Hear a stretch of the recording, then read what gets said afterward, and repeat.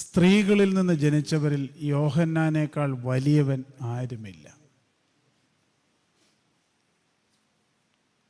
ദൈവത്തിൻ്റെ ദൃഷ്ടിയിൽ ആരാണ് വലിയവൻ? ഞാൻ പലപ്പോഴും ആലോചിച്ചിട്ടുണ്ട്, കർത്താവിൻ്റെ ഈ വാക്ക് എങ്ങനെയാണ് ഈ യോഹന്നാനിൽ അന്വർത്ഥമാവുക എന്ന്. ഈ ദേവാലയത്തിൽ വച്ചിരിക്കുന്ന അദ്ദേഹത്തിൻ്റെ പടം കുറെ കൂടെ ആഡംബരമാണെന്ന് ഞാൻ പറയും. വിശുദ്ധ വേദപുസ്തകത്തിൽ പറയുന്നത് ഒട്ടകരോമം കൊണ്ടുള്ള വസ്ത്രം ധരിച്ച് നടക്കുന്ന ഒരു മനുഷ്യൻ, തേനും വെട്ടുക്കിളിയും കഴിച്ച് നടക്കുന്ന ഒരു മനുഷ്യൻ, അർദ്ധനഗ്നനാണ്. കണ്ടാൽ ഒരല്പം ഭ്രാന്തുണ്ട് എന്ന് തോന്നും. ആ ആളിനെ കുറിച്ചാണ് കർത്താവ് പറഞ്ഞത്, ഇവനാണ് വലിയവനെന്ന്. വലിയ അത്ഭുതമാണ് അത് കേൾക്കുന്നത്. എന്താണ് പ്രിയമുള്ളവരെ ഒരാളെ മഹാനാക്കുന്നത്, വലിയതാക്കുന്നത്? നമ്മുടെ നോട്ടത്തിൽ പണം, പദവി, പ്രശസ്തി, വസ്ത്രം, ഇതൊക്കെ ഒരാളെ മഹാനാക്കും. വിദ്യാഭ്യാസം. കർത്താവ് നോക്കുന്നത് അതല്ല എന്നുള്ളതാണ് എൻ്റെ വിചാരം. കർത്താവ് നോക്കുന്ന ഒരാളുടെ ജീവിതത്തെയാണ്. ആ ജീവിതത്തെ നോക്കിയിട്ട്,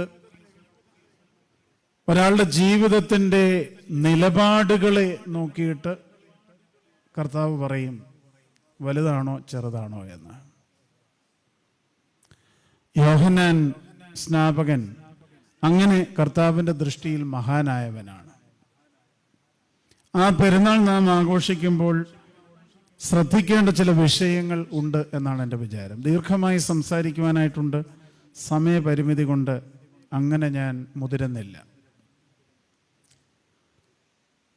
വിശുദ്ധ ലൂക്കോസിന്റെ സുവിശേഷം നാം വായിച്ചാൽ, യോഹന്നാനെ കിട്ടണമെങ്കിൽ അതിൻ്റെ പ്രധാനമായ പശ്ചാത്തലം അപ്പനും അമ്മയും നീതിയും വിശുദ്ധിയും ദൈവകൽപ്പനകൾ ആചരിച്ച് നടക്കുന്നവരുമാകണം എന്ന് തന്നെയാണ്.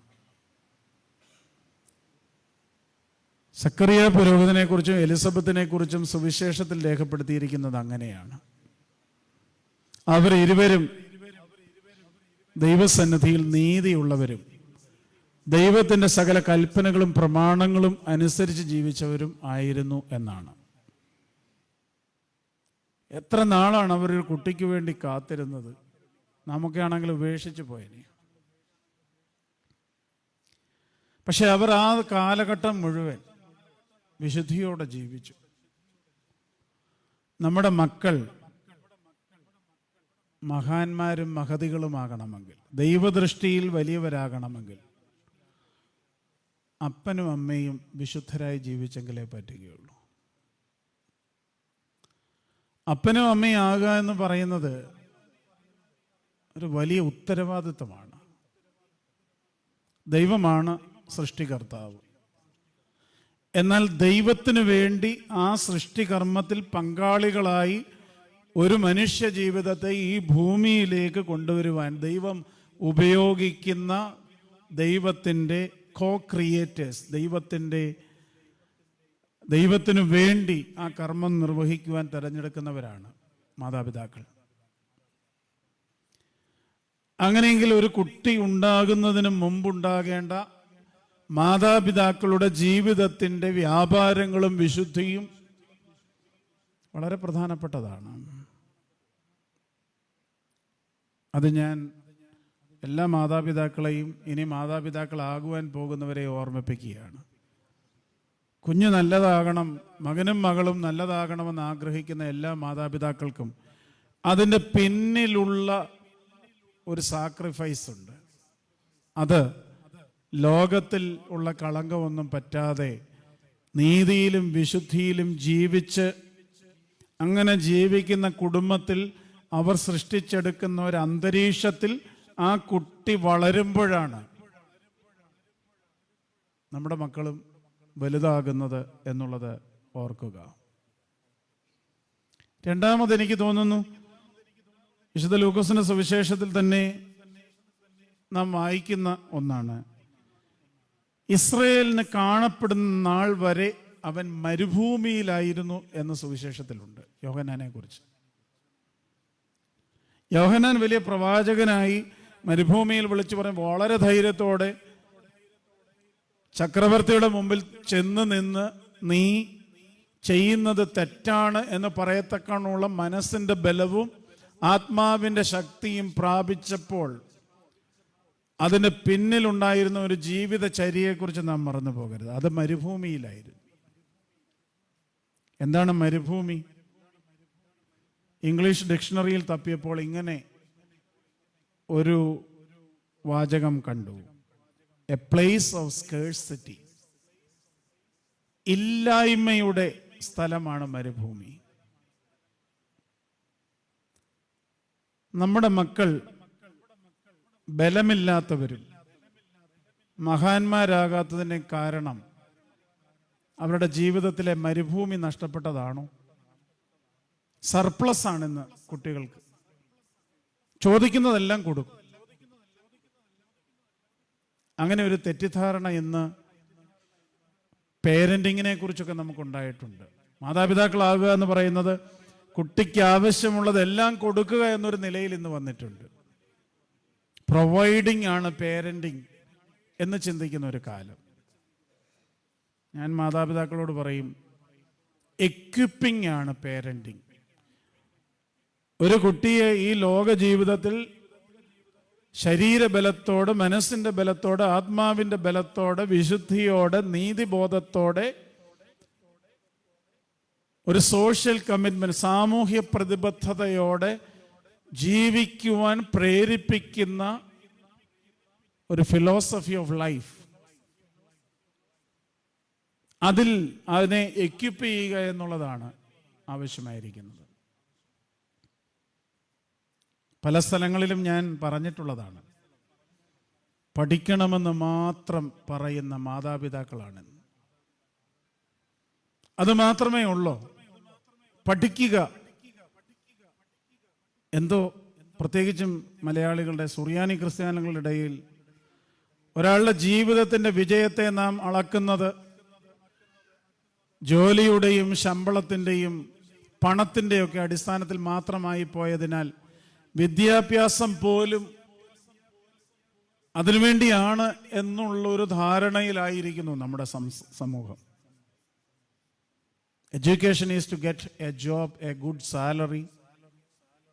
അപ്പൊ അതുകൊണ്ട് വീട്ടിലെ ജോലിയൊന്നും ചെയ്യണ്ട, പഠിച്ചുകൊണ്ടേയിരിക്കുക.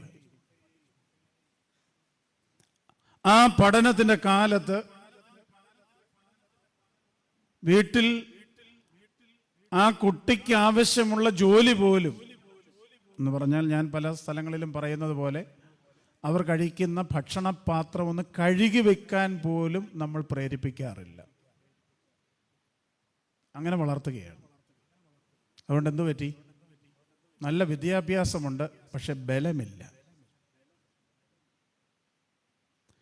നല്ല ശമ്പളമുണ്ട്, പക്ഷേ സാമൂഹ്യ പ്രതിബദ്ധത, ആരോടും പ്രതിബദ്ധതയില്ല. അപ്പനോടും അമ്മയോടും പോലും പ്രതിബദ്ധതയില്ല. അങ്ങനെയാണോ വളർത്തേണ്ടത്? അപ്പോൾ ഒരാളെ നമ്മൾ ജീവിതത്തിൻ്റെ ഉന്നതങ്ങളിലേക്ക് വളർത്തിയെടുക്കുമ്പോൾ അത് പണത്തിൻ്റെയും സ്ഥാനമാനങ്ങളുടെയും അതിനോടനുബന്ധിച്ചുള്ള കാര്യങ്ങളുടെയും മാത്രം ചിന്തയാണ് നമ്മുടെ മനസ്സിലുണ്ടെങ്കിൽ എനിക്ക് തോന്നുന്നു നമ്മുടെ ഡയറക്ഷൻ തെറ്റാണ്. അതുകൊണ്ട് അയാൾ മരുഭൂമിയിലായിരുന്നു എന്ന് പറയുമ്പോൾ കുട്ടികളെ കഷ്ടപ്പെടുത്തണമെന്നൊന്നുമല്ല ഞാൻ പറയുന്നത്. പക്ഷേ മാതാപിതാക്കൾ അനുഭവിക്കുന്ന കഷ്ടപ്പാടും ബുദ്ധിമുട്ടുകളും പ്രയാസങ്ങളും കൂടെ അറിഞ്ഞ് ജീവിക്കുവാനായിട്ട് അവരെ പ്രേരിപ്പിക്കണം. അതിനുള്ള ഒരു അന്തരീക്ഷം കുടുംബങ്ങളിൽ ഉണ്ടാകണം. അവരുടെ മുറി വൃത്തിയാക്കുവാനും അവരുടെ വസ്ത്രം അവർ തന്നെ കഴുകുവാനും, വേണ്ടി വന്നാൽ ഒരല്പം ഭക്ഷണം അവർ തന്നെ ഉണ്ടാക്കി കഴിക്കുവാനും ഒക്കെ പഠിപ്പിക്കണമെന്നാണ് ഞാൻ പറയുന്നത്. അതാണ് മരുഭൂമി എന്ന് ഞാൻ ഉദ്ദേശിക്കുന്നത്. യോഹന്നാൻ അതിലും കടുത്ത, അതിൻ്റെ ഒരു ആത്മീയ തലമുണ്ട്, അതിലൊരു ഭൗതിക തലമുണ്ട്.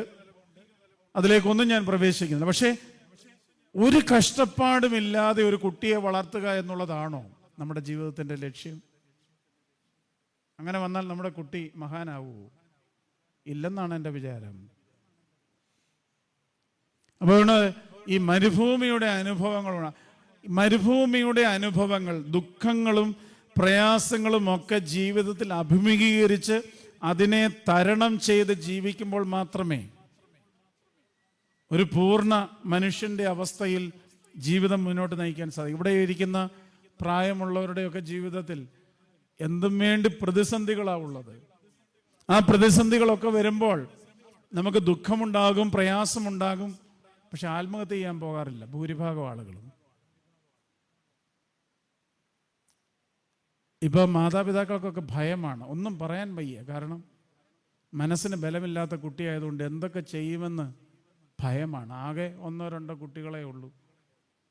അതുതന്നെ എന്തെങ്കിലും കടുത്ത കൈ ചെയ്താലോ എന്ന് പേടിച്ചാണ് ജീവിക്കുന്നത്. അപ്പം അങ്ങനെ ഒരു അന്തരീക്ഷത്തെക്കുറിച്ച് നമ്മൾ കാര്യമായിട്ട് പരിഗണിക്കണമെന്നാണ് എൻ്റെ വിചാരം. അപ്പം ദൈവത്തിൻ്റെ ദൃഷ്ടിയിൽ മഹാനാകുവാനായിട്ടുള്ള ഒരു കുടുംബത്തിലെ അന്തരീക്ഷം, ഒരു മരുഭൂമി ജീവിതം, ഇതൊക്കെ യോഹന്നാൻ്റെ ബാല്യകാലം നമ്മെ പഠിപ്പിക്കുന്നുണ്ട്. നീ പ്രായമായതിനു ശേഷമോ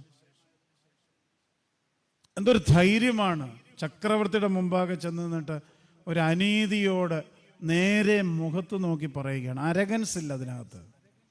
നമുക്ക് അരഗൻസ് ഒത്തിരിയുണ്ട്. നമ്മൾ ചുറ്റും നിൽക്കുന്നവരെയൊക്കെ വർത്തമാനം പറഞ്ഞ് സംസാരിച്ച് നമ്മൾ മുഷിപ്പിക്കുകയും വല്ലാത്ത ഒരു അന്തരീക്ഷം സൃഷ്ടിക്കുകയും ചെയ്യും.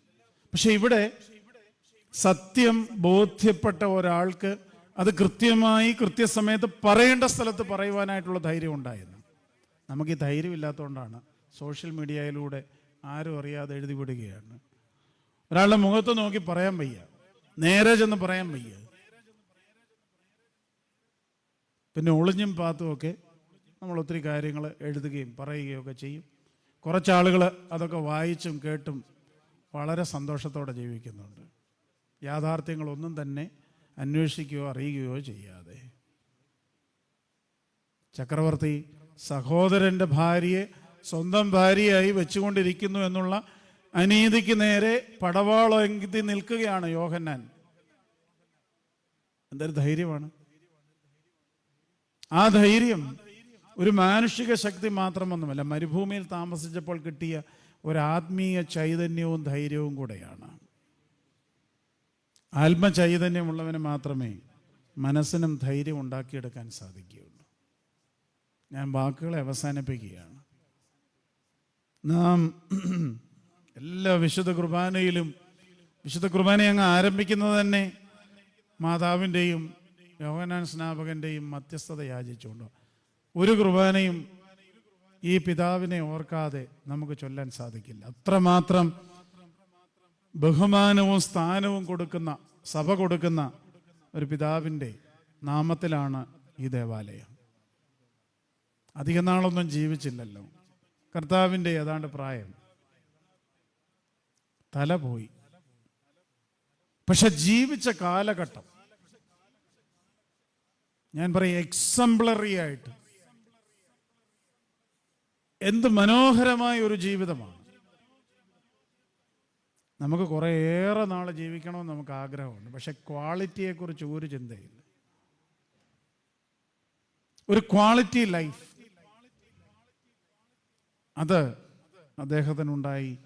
അങ്ങനെയൊക്കെ നമുക്കും ആഗ്രഹിക്കുവാനും പ്രാർത്ഥിക്കുവാനും ഒക്കെ ഒരു പ്രേരണ ഈ പെരുന്നാൾ അദ്ദേഹത്തിൻ്റെ ജീവിതം നൽകട്ടെ എന്ന് ഞാൻ പ്രാർത്ഥിച്ചും ആശംസിച്ചും വാക്കുകളെ ചുരുക്കുന്നു.